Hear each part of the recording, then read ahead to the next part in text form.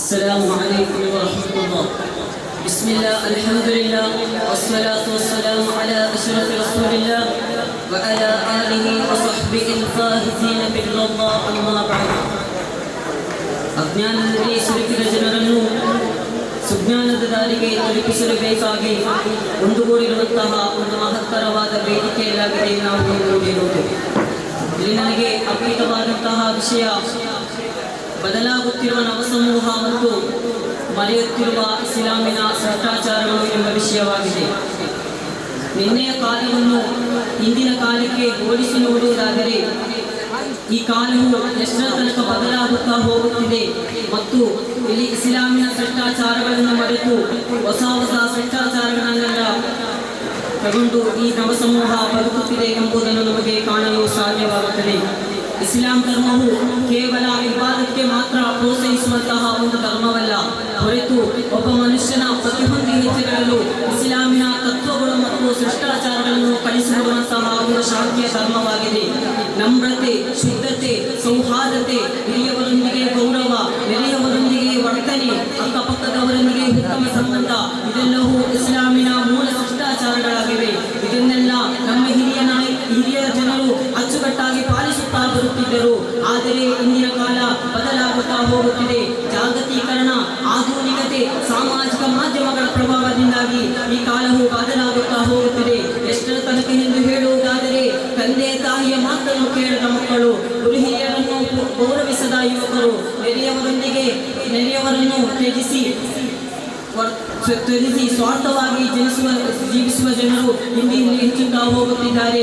ಇದಕ್ಕೆಲ್ಲ ಮುಖ್ಯ ಕಾರಣ ಏನು ಎಂದು ಹೇಳುವುದಾದರೆ ಇಂದು ನಮ್ಮ ಜೀವನದಲ್ಲಿ ನಾವು ಉಪಯೋಗಿಸುತ್ತಿರುವಂತಹ ಮೊಬೈಲ್, ಸಾಮಾಜಿಕ ಜಾಲತಾಣಗಳು, ಇಂಟರ್ನೆಟ್ಗಳು ಇವುಗಳೇ ಆಗಿದೆ ಎಂದು ಹೇಳಬಹುದು. ಇವುಗಳು ನಮ್ಮ ಮನಸ್ಸು ಮತ್ತು ಸಂಸ್ಕೃತಿಗಳನ್ನು ಹಿಡಿದುಕೊಂಡಿದೆ. ಇವುಗಳಿಲ್ಲದೆ ಒಂದು ದಿನವೂ ಕೂಡ ನಮಗೆ ಕಳೆಯಲು ಅಸಾಧ್ಯವಾದಂತಹ ರೂಪದಲ್ಲಾಗಿದೆ ಇದನ್ನು ನಮ್ಮ ಸಮೂಹ ಜೀವಿಸುತ್ತಾ ಹೋಗುತ್ತಿರುವುದು.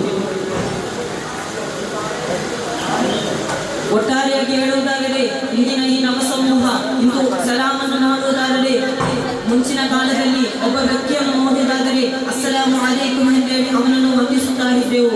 ಆದರೆ ಇಂದಿನ ಕಾಲದಲ್ಲಿ ಅದು ಹಾಯ್ ಹೆಲೋ ಎಂಬುವಂತಹ ಒಂದು ರೂಪಕ್ಕಾಗಿದೆ ಮಾತನಾಡುತ್ತಾ ಇರುವುದು. ಅದೇ ರೀತಿ ಪೋಷಕರ ವಿಧೇಯತೆ, ಪೋಷಕರನ್ನು ಇಸ್ಲಾಂ ಕಲಿಸುವುದು ಅವರಿಗೆ ಗುಣ ಮಾಡಲು ಬೇಕಾಗಿದೆ. ಆದರೆ ಇಂದಿನ ಕಾಲದಲ್ಲಿ ಅವರು ವೃದ್ಧಾಶ್ರಮ ಅಂತಹ ಸ್ಥಳಕ್ಕೆ ಹೋಗಿ ಕಳೆದುಕೊಂಡು ಹಾಕುತ್ತಿರುವುದು. ಇದೆಲ್ಲವೂ ಇಸ್ಲಾಮಿನ ಅನೇಕ ಶಿಷ್ಟಾಚಾರಗಳನ್ನು ಮರೆತು ಇಂದಿನ ಯುಗ ಒಂದು ಫ್ಯಾಷನ್ ಯುಗವಾಗಿ ಬದಲಾಗುತ್ತದೆ ಎಂದು ಹೇಳಬಹುದು.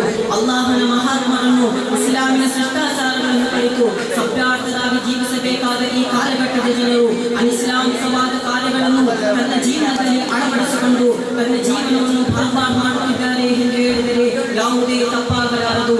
ಇಸ್ಲಾಂ ಧರ್ಮದಲ್ಲಿ ಪ್ರಾಯಪೂರ್ತಿಯೂ ಬುದ್ಧಿಶಕ್ತಿ ಇರುವ ಎಲ್ಲ ವ್ಯಕ್ತಿಗಳಿಗೂ ನಮಾಜ್ ಕಡ್ಡಾಯವೆಂದು ಇಸ್ಲಾಂ ನಮಗೆ ಕಲಿಸಿಕೊಡುತ್ತದೆ. ಆದರೆ ಇಂದಿನ ಜನರು ಅಲ್ಲಾಹನ ಭಯವಿಲ್ಲದೆ ಕೇವಲ ಅವನ ಸಂತೋಷಕ್ಕೆ ಬೇಕಾಗಿ ಸೌಂದರ್ಯದ ಹಿಂದೆ, ಹಣದ ಹಿಂದೆ ಓಡೋಡುತ್ತಾ ಹೋಗುತ್ತಿರುವುದು ಅತ್ಯಂತ ಖೇದಕರವಾದಂತಹ ಒಂದು ಸಂಗತಿಯಾಗಿದೆ ಎಂದೇ ನಮಗೆ ಹೇಳಬಹುದು. ಪ್ರವಾದಿ ಸಲ್ಲಲ್ಲಾಹು ಅಲೈಹಿ ವಸಲ್ಲಮ ತಮ್ಮನವರು ಕಲಿಸಿಕೊಟ್ಟಂತಹ ಹಾದಿ, ಅಲ್ಲಿ ನಮಗೆ ಕಲಿಸಿಕೊಟ್ಟಂತಹ ವಸ್ತ್ರಧಾರಣೆ, ಸ್ವಹಾಬಿಗಳ ಜೀವನದ ಪಾಠ ಅದು ನಮ್ಮ ಜೀವನದಲ್ಲಿ ಅಳವಡಿಸಿಕೊಳ್ಳಬೇಕು. ಹೊರತು ಯಾವುದೇ ಸಿನಿಮಾ ನಟಿಯರ ಇನ್ನಿತರ ಜೀವನ ಶೈಲಿಯನ್ನು ನಮ್ಮ ಜೀವನದಲ್ಲಿ ನಾವು ಅಳವಡಿಸಿಕೊಳ್ಳಬಾರದು ಎಂದು ಮಾತು ಹೇಳುತ್ತಾ ನನ್ನ ಮಾತಿಗೆ ಕಡಿವಾಣ.